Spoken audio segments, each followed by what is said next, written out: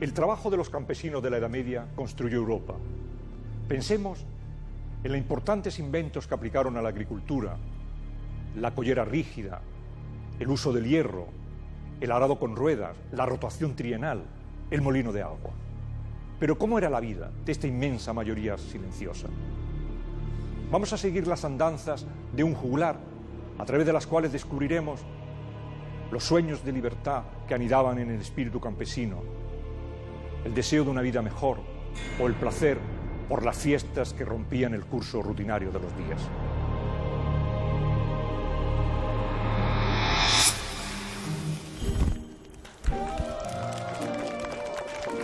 Adán es mi nombre. Soy hijo de Venus, porque no conozco ni a mi padre ni a mi madre, ni sé de dónde vengo.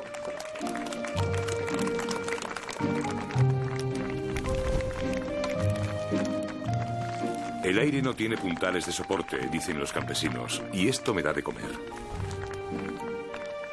Desde que vine al mundo me he pasado la vida viajando. Cada día estoy en un lugar diferente, todo para ganar un par de céntimos. Nos gustan especialmente las bodas de los campesinos. A los juglares nos tienen en buena consideración, aunque nos desdeñan y nos consideran deshonrados y sin derechos.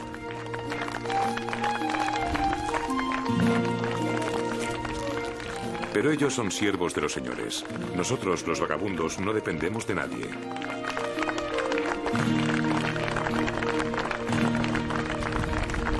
Cásate con una mujer de tu entorno, así siempre sabrás quién es, pensaban los campesinos. Pero el matrimonio nunca podía celebrarse sin el consentimiento de su señor. Corre el rumor que el señor tiene un derecho a la primera noche, pero eso no es más que una leyenda. Nunca he visto que se realizara y mi experiencia es extensa en este terreno.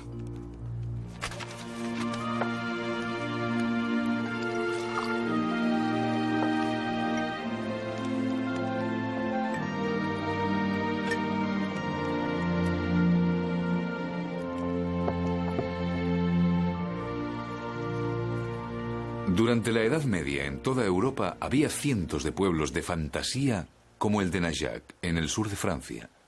Más de 3/4 partes de la población la formaban los campesinos.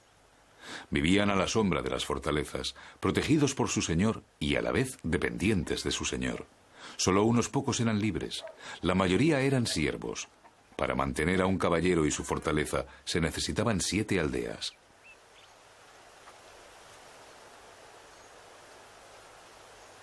Por ello debo al campesino elogiar que a todo el mundo puede alimentar. Sigue mi consejo, caballero, y mantén al campesino bajo tu custodia. El mundo de los campesinos era sencillo, reducido y sin incidentes notables. Los días de mercado eran los días en los que su vida tenía algún aliciente.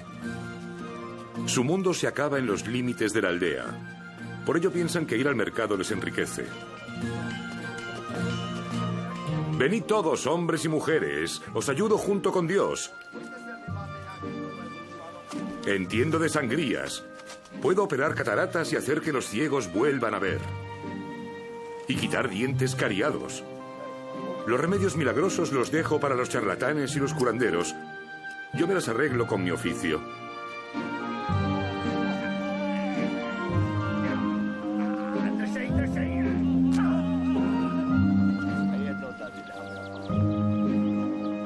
Ojalá hubiera mercado cada día.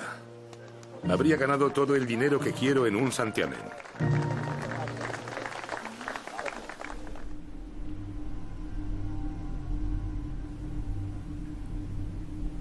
Lo que no aparece en ningún documento ni en ninguna crónica de la Edad Media es lo que intentan descubrir hoy en día los antropólogos del Museo de Historia Natural de Viena. ¿Qué defectos físicos tenían los campesinos de la Edad Media? ¿Cómo se alimentaban? ¿Qué enfermedades padecían? ¿Qué les provocaba la muerte? Los restos de un cementerio del siglo X, hallados en Austria, deberían proporcionarles información. Para ello, se estudian más de 200 esqueletos. A partir de los huesos y los cráneos, los antropólogos no solo pueden averiguar la edad que tenían al morir, sino que, igual que los patólogos, traumatólogos y dentistas, buscan cuadros clínicos y hacen diagnósticos. En las tumbas se han encontrado pocos objetos de valor. En Garstuno hay enterrados campesinos y personas de servicio. ¿Qué edad tenían? Según la estadística, la media era de 21 años. Sin embargo, la alta mortalidad infantil distorsiona la media, ya que solo 1 de cada 2 niños superaba los primeros años de vida.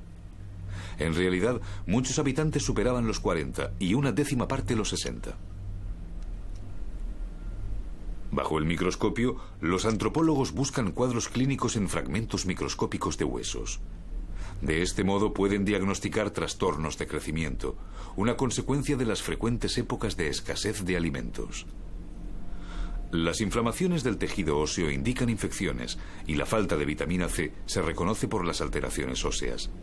El proyecto está dirigido por la antropóloga María Teschler-Nicola. Junto con arqueólogos y médicos, se ha realizado un estudio epidemiológico de las enfermedades de toda una aldea. Uno de los hallazgos más frecuentes es la formación de agujeros, que indica tuberculosis ósea. En el material de Garstuno se ha podido constatar una serie de modificaciones del esqueleto que indican que esta población sufrió tuberculosis, meningitis y otras inflamaciones óseas. Aquí tengo el caso de una tuberculosis. Aquí se ha producido la degradación del cuerpo vertebral de un niño. Esta enfermedad infecciosa seguramente se transmitía a través de la leche sin hervir y su propagación probablemente se vio influenciada por la alta densidad de población. Esto también está documentado por los hallazgos arqueológicos. Se vivía en espacios muy reducidos y esto aumentaba el peligro de contagio.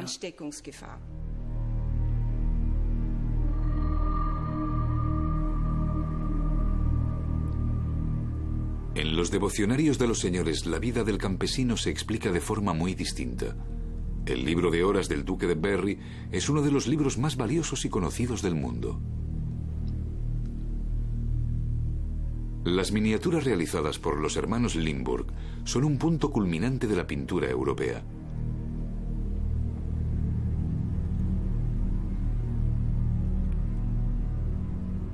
Estas imágenes de un calendario muestran una imagen bien conservada. Nadie iba al campo con la ropa de los días de fiesta.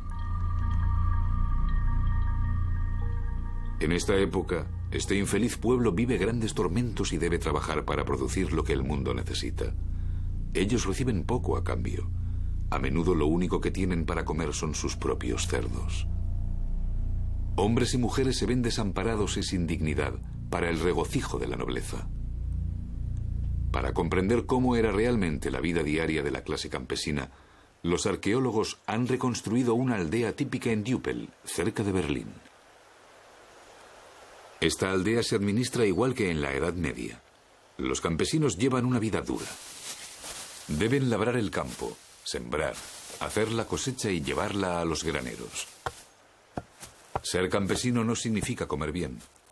El agua y la leche cuajada son sus bebidas, y el pan y la papilla de avena sus principales alimentos. Ya en la Edad Media inicial, lo que anteriormente se habían considerado malas hierbas, el centeno y la avena, se convirtieron en plantas de cultivo de gran productividad. Pero las malas cosechas provocaban catastróficas hambrunas una y otra vez. La necesidad hacía volar la inventiva. En la época en la que Adán se encontraba por estas tierras, se habían producido grandes cambios en la agricultura. En el libro de horas del duque de Berry todavía vemos a los campesinos trabajando del modo habitual. Los bueyes fueron los tractores de la Edad Media hasta que fueron ampliamente sustituidos por caballos. Los historiadores dicen que esto contribuyó a la revolución agraria de la Edad Media. El granjero Joe Henson nos explica por qué en su campo de Cheltenham.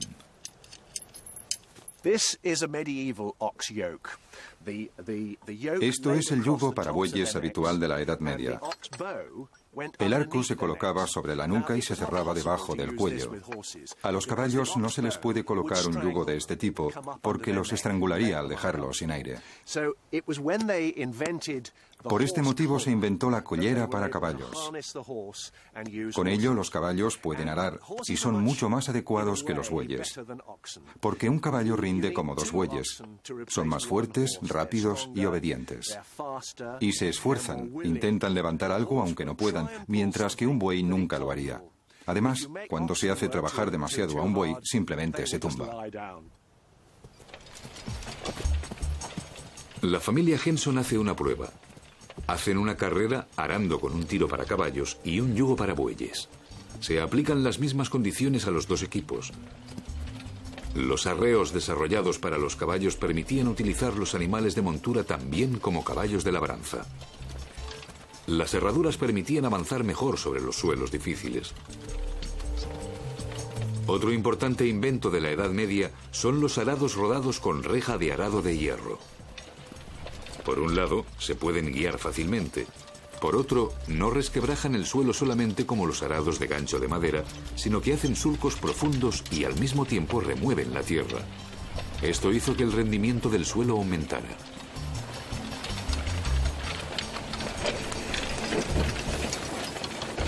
El resultado de la competición de arado muestra que los caballos hacen el doble de trabajo que los bueyes. El círculo de giro es marcadamente menor y tienen un radio de acción mayor. Con ellos los campesinos pueden trabajar campos muy apartados. Así que no es de extrañar que los caballos de vapor se convirtieran en la unidad de rendimiento técnico. Y aún hubo algo más que jugó un papel decisivo en la revolución agraria de la Edad Media: los molinos. Europa no es una tierra de arroz, sino de cereales. El centeno no se descascara como el arroz, sino que se debe moler.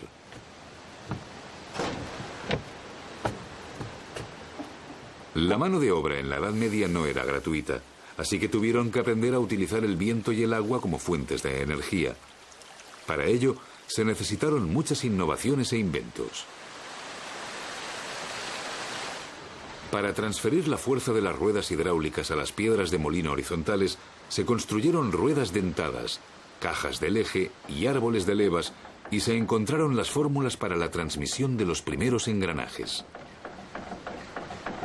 Con las técnicas de las artes mechanicae, pronto se pudieron accionar no solo molinos de grano, sino también molinos de papel, batán y minerales. También bombas para el desaguado de minas y las herrerías de las primeras industrias. Con el cultivo de cereales y la tecnología de los molinos, se vinculó el auge de Europa a la primera revolución industrial.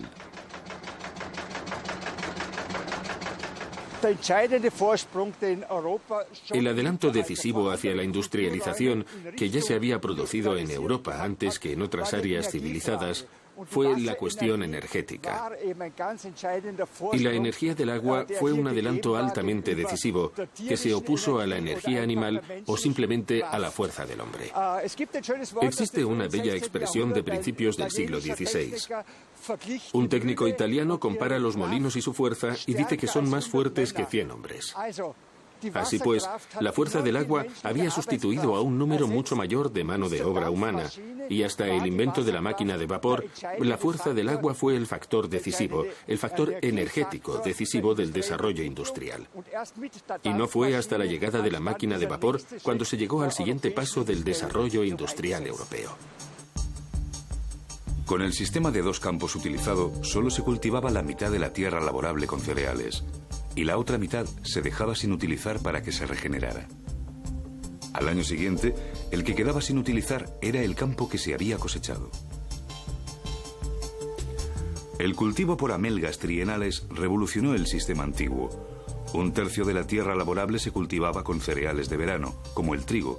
Otro tercio se cultivaba con cereales de invierno, como el centeno. De este modo, la parte no utilizada ya no era la mitad, sino solo un tercio. Al año siguiente cambiaba la secuencia de la cosecha. El cultivo por amelgas trienales hizo que la producción aumentara un 16%. Y en vez de cosechar una vez al año, ahora los campesinos podían cosechar 2 veces. Los historiadores hablan de una revolución agraria. Sin excedentes de grano no se habría producido un aumento de la población, ni se habrían construido catedrales ni ciudades. Y sin centeno, no habría existido el pan negro, que dividía a Europa entre el norte y el sur. Ni el mejor campo da una buena cosecha por sí solo. Ya en la Edad Media la agricultura se convirtió en una ciencia. El primer manual moderno sobre agronomía fue escrito por Walter of Henley en 1270. Su objetivo, cómo incrementar el rendimiento. La revolución agrícola de la Edad Media culminó con el desarrollo de la viticultura. Las cepas mejoraron en calidad y variedad al tiempo que aumentaba la extensión de tierra dedicada a su cultivo. Muchas regiones se especializaron desde entonces en la producción de vino: La Rioja, Burdeos, Borgoña, el Piamonte. El vino se convirtió en un bien deseado en los mercados internacionales e incluso a veces se ha dicho que más de una guerra se hizo entonces por el control de las rutas comerciales que llevaban los buenos caldos a las mesas de los nobles europeos. La Iglesia exigía a los campesinos el diezmo, pero los campesinos también debían pagar extensos impuestos a los señores feudales. Impuestos por el grano, la paja, el ganado y por cualquier cosa. Tenían que dar hasta la mitad de su producción. Además, los señores exigían gansos de San Martín por San Martín. Ya sea el ganso más gordo o la manzana más bella, al señor siempre hay que darle lo mejor. Mientras, ellos a menudo pasan hambre y tienen que vivir de hierbas, raíces y cortezas. Oí que alguien discutía. Un campesino había traído al gobernador menos de lo que éste pedía. No se podía tolerar ver cómo el gobernador intentaba arrebatarle todo lo que podía al pobre hombre. Decidí tomar cartas en el asunto y les pedí que me explicaran qué faltaba.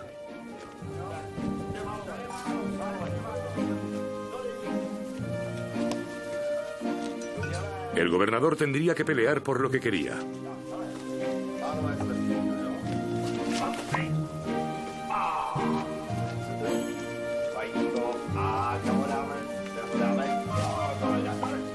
Un huevo y otro más. Y la deuda del campesino estaría saldada. Pero uno era para él, para que no se muriera de hambre.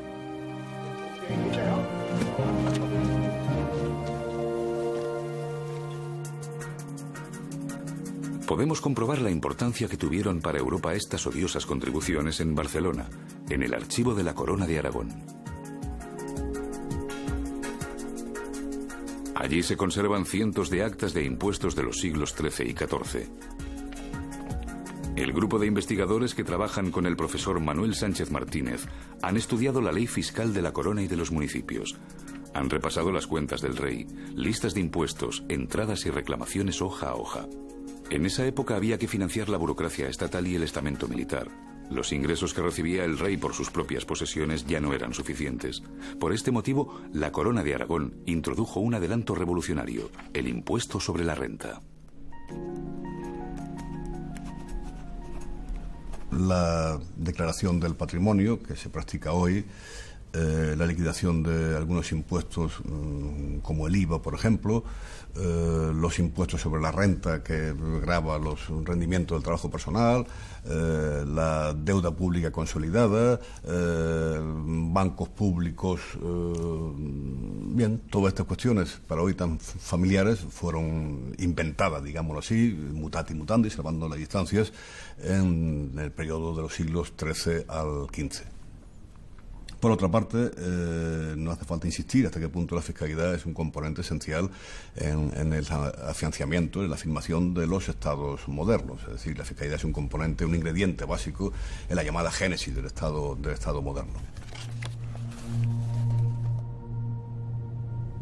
En el siglo XIII se incluyeron por primera vez en el registro fiscal todos los hogares del Reino de Aragón. Ahora los súbditos no solo debían declarar su patrimonio, sino también sus ganancias e ingresos para el impuesto sobre la renta, tanto si eran propietarios rurales, empresarios o jornaleros. No se cobraban impuestos por nada más, solo por el capital. En los libros se registraban las deudas fiscales de los súbditos insolventes y morosos y se les tachaba cuando pagaban su deuda. La oficina recaudadora manda recuerdos.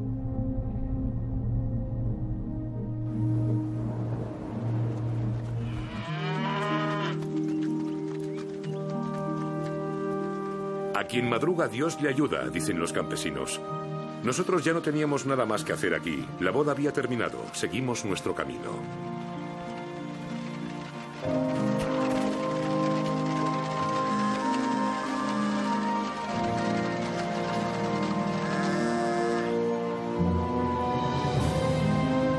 Cuanto más estrecha es la jaula, más bella es la libertad. Nosotros, los vagabundos, no queremos tener a ningún señor por encima de nosotros ni ser siervos de nadie. Incluso aunque no sepamos qué nos deparará el futuro. Después de todo, tenemos pies para vivir una vida errante.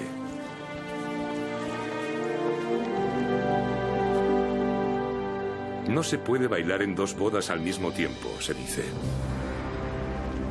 Yo prefiero bailar para estómagos llenos que para estómagos hambrientos. El aire no tiene pilares que lo sustenten. Aquí es muy peligroso. Virgen María, no me abandones.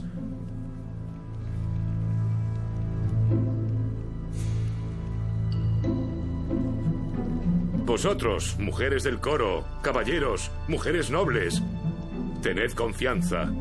Vuestros bandidos son negros y marrones. Creed lo que ven vuestros ojos. Varones, campesinos, jóvenes mojados.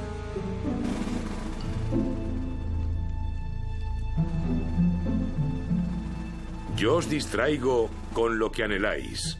Eso es lo que tendréis.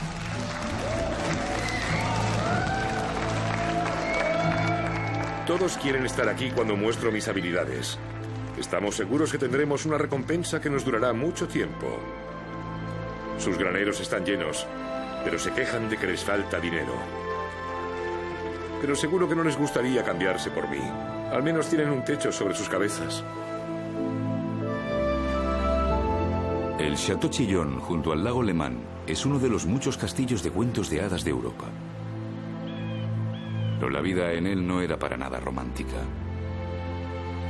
El caballero Oswald von Falkenstein se quejaba. Los caballeros vienen y van, y entre ellos hay ladrones y bandidos. Huele mal en todas partes. Todo el día hay preocupaciones y tormentos, intranquilidad constante y tráfico permanente. Había muchos caballeros pobres. Solo unos pocos podían permitirse tapices para aislar un poco los fríos y húmedos muros.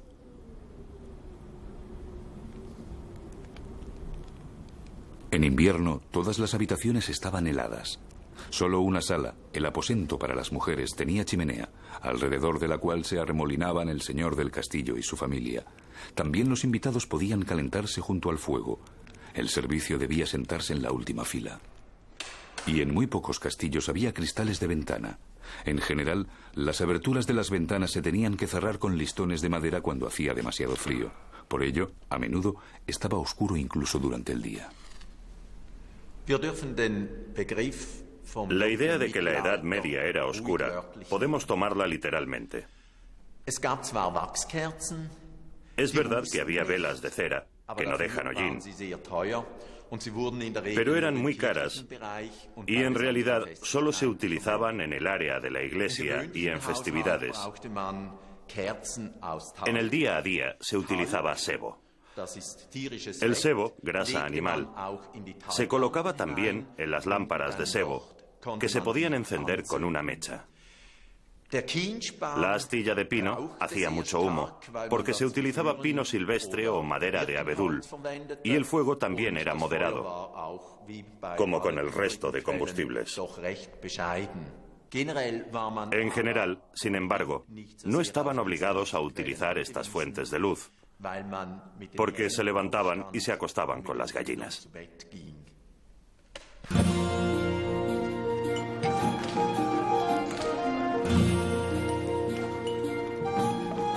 Una de las conquistas de la nobleza que se generalizaría fueron las normas de conducta que se introdujeron en la Edad Media. Para el sociólogo Norbert Elias, con ello empezó el proceso de la civilización. No te laves las manos en el mantel. No lances los huesos por encima del hombro. También la alta sociedad tuvo que aprender modales. Era una época de pasiones. Por ello se decía: no apuntes a nadie con el cuchillo en la mesa. Podría haber malentendidos. Y no solo se introdujeron mejores costumbres en la mesa, sino que también nuestros cubiertos actuales aparecieron durante la Edad Media. La mesa medieval era muy sencilla. Normalmente no se necesitaba plato. En el mejor de los casos, el invitado recibía una tablilla sobre la cual podía cortar la carne. Tenía a su disposición una cuchara con la que podía coger el puré de los platos hondos. Y el cuchillo normalmente ya lo llevaban consigo. Y toda la familia cogía los trozos del plato directamente con la mano. Por este motivo, también se lavaban las manos con el mantel. Con el tiempo empezó a ser habitual utilizar un punzón con el que se podían coger trozos enteros y no tener que hacerlo con la mano. Y no fue hasta finales de la Edad Media cuando se empezó a utilizar el tenedor, un tenedor de 2 puntas, con el cual se conseguía que los trozos no se giraran. Y es así como nos han llegado los cubiertos actuales, tal y como hoy los utilizamos: cuchara, tenedor y cuchillo.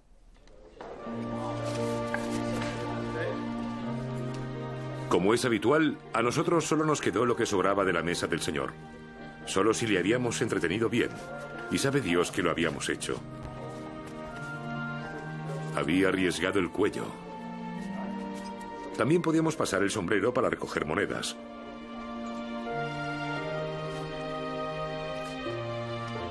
Pero lo que recibimos fue la ropa que se habían quitado los señores. Los vestidos los hacen personas, pero llevarlos nos estaba prohibido.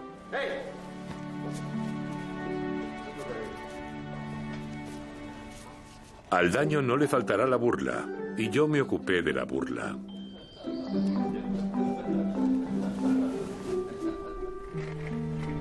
Según las normas de vestimenta de la Edad Media, solo la nobleza podía vestir de forma lujosa.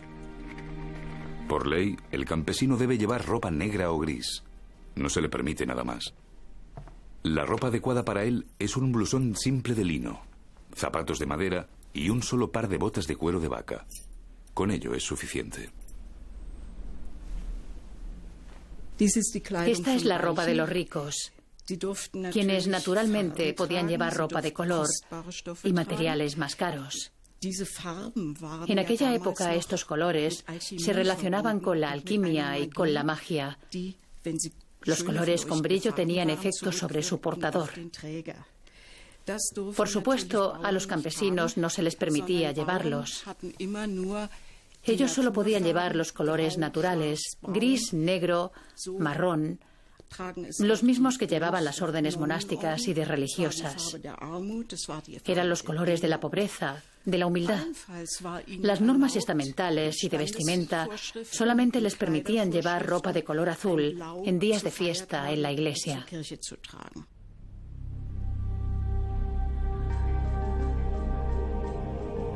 Los campesinos también tenían prohibido bajo amenaza de una sanción llevar telas, pieles y joyas mejores que los señores. La diferencia social debía ser visible para todo el mundo. ¿Quién nos cultivaría los campos si todos fuerais señores? Debéis ser lo que quiera Dios. Era lo que se predicaba a los campesinos desde el púlpito.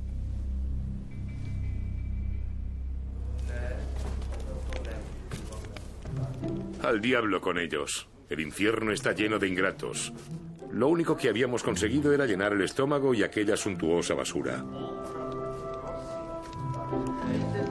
Cuando Adán cavaba y Eva hilaba, ¿dónde estaba la nobleza?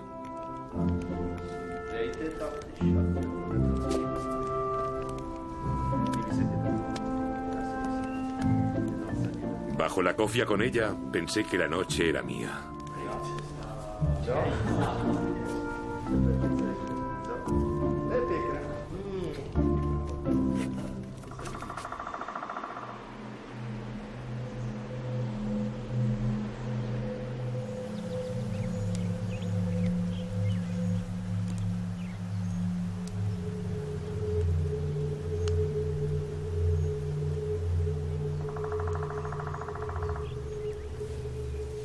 Por la mañana volví a encontrarme solo.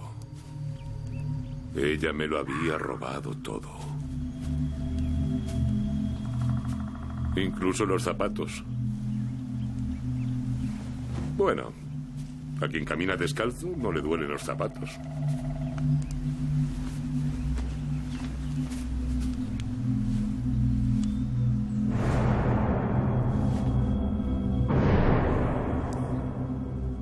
Había menospreciado a los antepasados. Hagamos un alto en la historia. Los valles en la Edad Media fueron un espacio de libertad.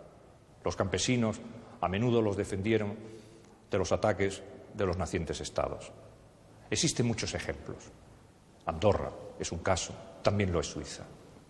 Todo el mundo recuerda la leyenda de Guillermo Tell, aquel campesino suizo que se vio obligado a disparar una flecha contra su hijo para defender la libertad y el honor de su pueblo.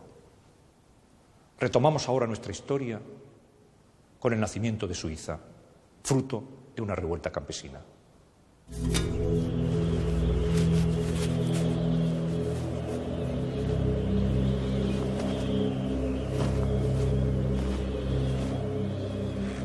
Seguí mi camino solo hacia el país de los suizos.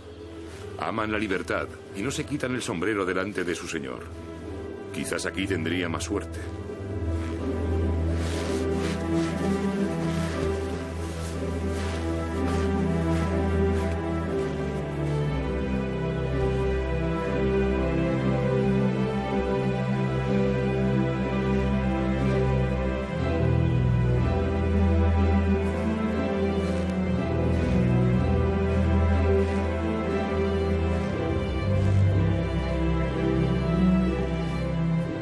Los agricultores de montaña y pastores suizos controlaban el paso de San Gotardo. Esto era algo que los Habsburgo no podían soportar, y desde 1273 intentaban desposeerlos de sus derechos de libertad documentados. Nombraron a jueces de fuera del país que impusieron la ley antigua. Pero encontraron resistencia. Los cantones de Schwyz, Uri y Unterwalden sellaron la conocida Liga Eterna. Según cuenta la leyenda, lo hicieron en la pradera de Rütli. Queríamos ser un pueblo unido de hermanos al que no separara la necesidad ni el peligro. Queríamos ser libres como nuestros padres, antes la muerte que vivir bajo la esclavitud. Así es como años más tarde el poeta romántico Friedrich Schiller expresaría el sentimiento de la Confederación. En un bosque me encontré con partidarios y esclavos de los Habsburgo. Iban de campaña militar contra la Confederación Helvética.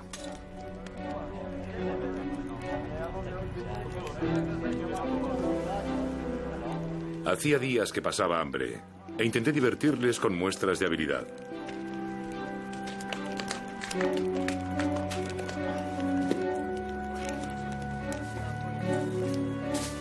Nunca había creído que tendría que mendigar por mi suerte. Acabé siendo retenido como esclavo para los caballos. No es lo peor cuando se pasa hambre. Y por la noche no se pasa frío. La crónica de los suizos explica con palabras e imágenes lo que les sucedió con los Habsburgo. Año tras año, los caballeros y soldados merodeaban por su tierra para reprimir a los campesinos rebeldes.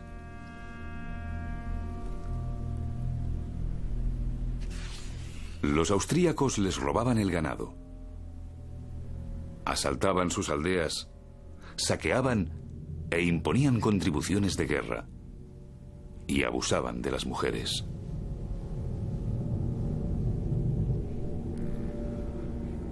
Los suizos organizaron un ejército para defenderse, pero ¿cómo lo armarían? Los campesinos cogieron lo que tenían a su alcance, convirtieron los trillos en manguales, las horquillas en picas y las guadañas en lanzas con puntas afiladas como cuchillos. Ahora los suizos también tenían instrumentos criminales certeros, con los cuales podían partir en dos y cortar a trozos incluso a los adversarios mejor armados, con lo que en su idioma denominaban alabardas.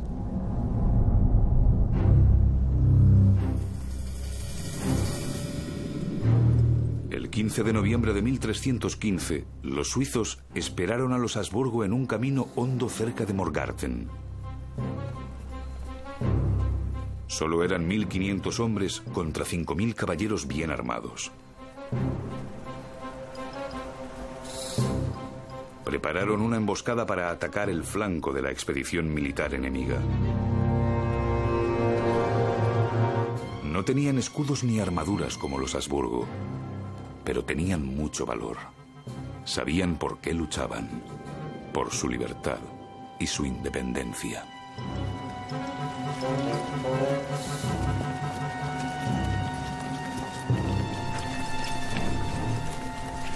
Con los estúpidos patanes, que era como llamaban a los rebeldes suizos, los Habsburgo fanfarroneaban pensando que lo tendrían fácil.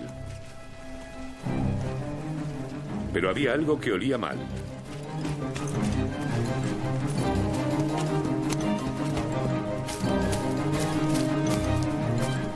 Había olido el asado.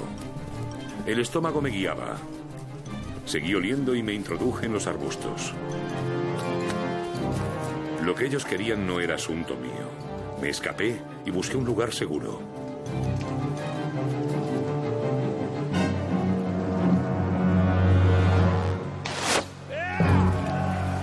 Con coraje, los suizos salieron precipitadamente de su escondite. Lo que vi no fue una batalla, sino una carnicería.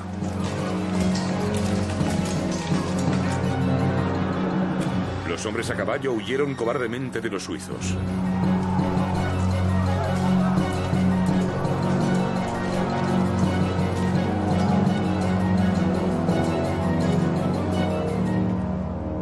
Los suizos no perdonaron la vida a nadie, ni intentaron hacer prisioneros, sino que los mataban a todos sin distinciones. Se dice que habrían muerto 1500 hombres en aquella matanza. Cuando algunos del pueblo llano oyeron cómo se había asesinado a sus guerreros más valientes, se lanzaron al mar totalmente desconcertados y confusos.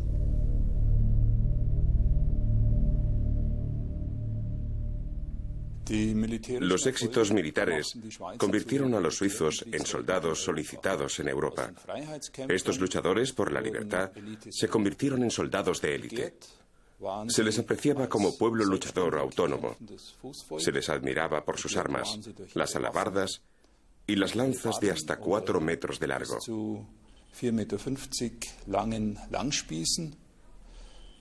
Pero también se admiraba a estos hombres de las montañas por su colosal furor por la batalla. Los suizos eran caros, un artículo de marca, pero con ellos la victoria estaba casi asegurada, y por ello fueron contratados por los más poderosos de Europa. La Guardia Suiza del Vaticano todavía hoy nos recuerda esta gran época de los soldados suizos. Cuando acabó la lucha, pasé por el campo de batalla. Y algunos estaban estirados en el suelo, con un asta clavada en el pecho. Los suizos capturaban más de lo que podían llevar. El suelo estaba lleno de armaduras y espadas de los Habsburgo. Siempre sobra un cuchillo para Adán. Así podía coger lo que me habían dejado por su propia culpa. Lo tenían merecido. Habían infringido la ley y habían sido injustos. Y una bandera.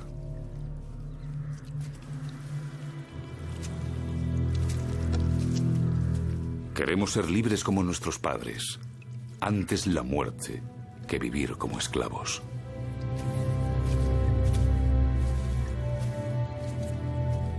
En el Museo Cantonal de Schwyz se conserva la bandera desaparecida de la Confederación. También es una reliquia nacional. Se lee: el 11º mes de invierno del año 1315, los de Schwyz, con la ayuda de los de Uri y los de Unterwalden, vencieron al duque Leopoldo de Austria en Morgarten. Pero en Morgarten no solo se ganó una batalla. Suiza se fundó en los cantones primitivos, a los que se unieron el resto de cantones, formando el primer Estado federal de Europa con una organización democrática. Un pueblo libre sobre una tierra libre. Y esto lo habían conseguido los campesinos y los pastores. La pradera de Rütli, donde se reunieron los confederados para el juramento, también es una reliquia nacional. Según los historiadores, solo es una leyenda y nunca se reunieron en esta pradera, ni se produjo ningún juramento.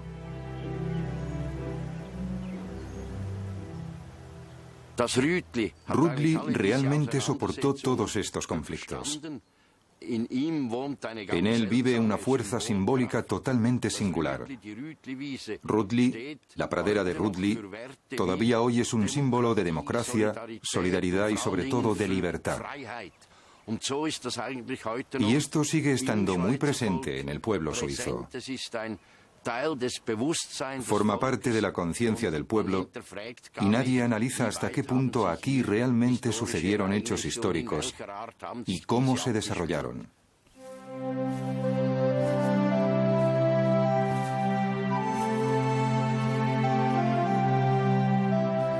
Después de un año, en la primavera del año 1316, me dirigí a Bohemia.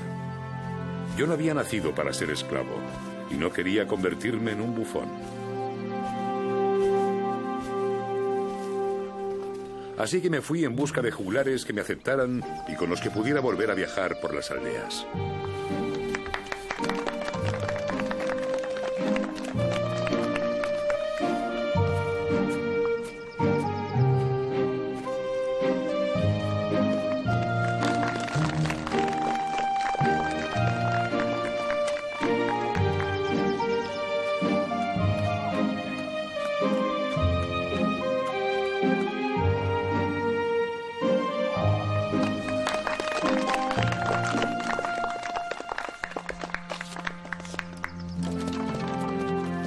También yo, Adán, una vez tuve suerte. Me habían aceptado.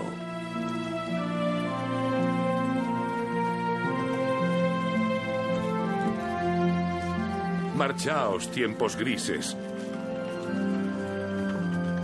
Los ojos son la puerta del amor. Bella dama, acéptame con afecto cuando venga hacia ti.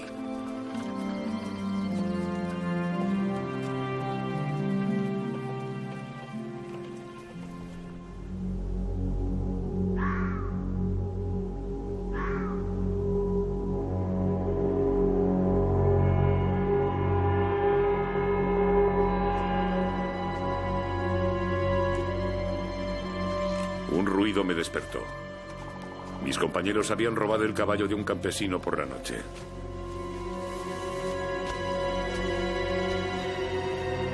Estos desgraciados, miserables cerdos.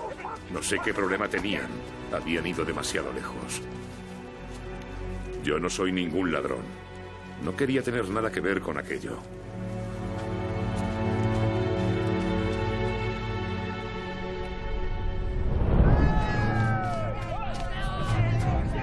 Pero al día siguiente, los campesinos furiosos me apresaron precisamente a mí. Juglares y canallas crecen como ignorantes, gritaba la multitud.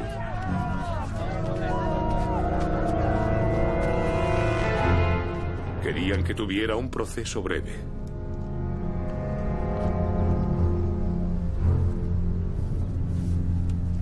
Ahora tocaba escuchar la declaración del delito y saber cuál sería el castigo. El ladrón sería ahorcado.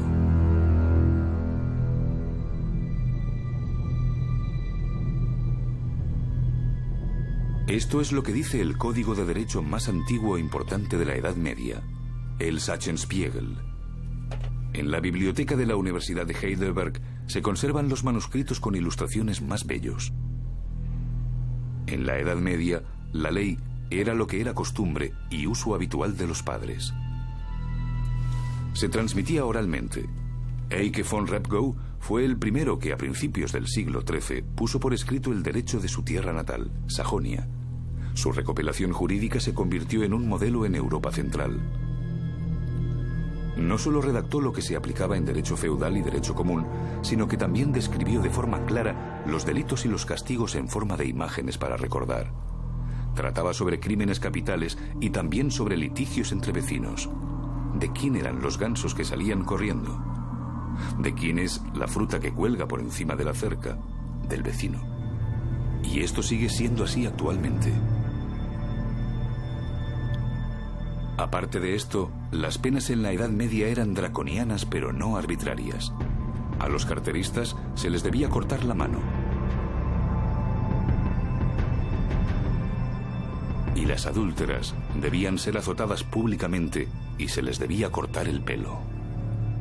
En el Sachsenspiegel vemos dos sistemas paralelos de la persecución de actos delictivos y que funcionaban uno junto al otro. Uno es el sistema antiguo, según el cual las familias enemistadas se reconciliaban cuando la familia del malhechor pagaba a la de la víctima una compensación económica, una multa. Hasta cierto punto, esto se asemeja a las modernas compensaciones actuales, pero también funciona un sistema paralelo, moderno según el punto de vista del siglo XIII. Se trata del cruel castigo corporal o con la vida, el denominado castigo de espejo. Con este sistema se aplica el principio del Antiguo Testamento, ojo por ojo, diente por diente, en la política criminal práctica, de forma que los ladrones eran ahorcados, a los asesinos se les privaba del habla y a los falsificadores se les sumergía en agua o aceite caliente. Prisionero ahorcado. La horca está para los que tienen mala suerte. Nadie me creía. Yo había llamado a Dios y a todos los santos como testigos. Solo mi nueva compañera estaba convencida de mi inocencia.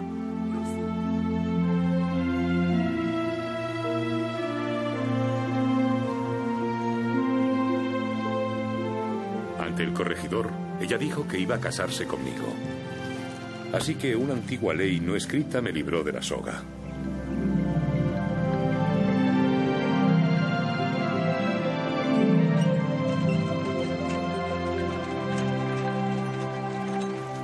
Entre la siembra y la cosecha pasan 4 meses, según los campesinos. En nuestro caso tardaría un poco más.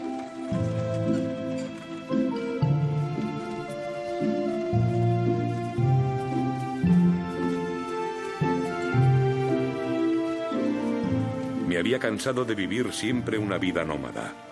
El aire del campo te hace singular. El aire de ciudad te hace libre. Al cabo de un año ya no éramos deshonrados y sin derechos, sino ciudadanos libres.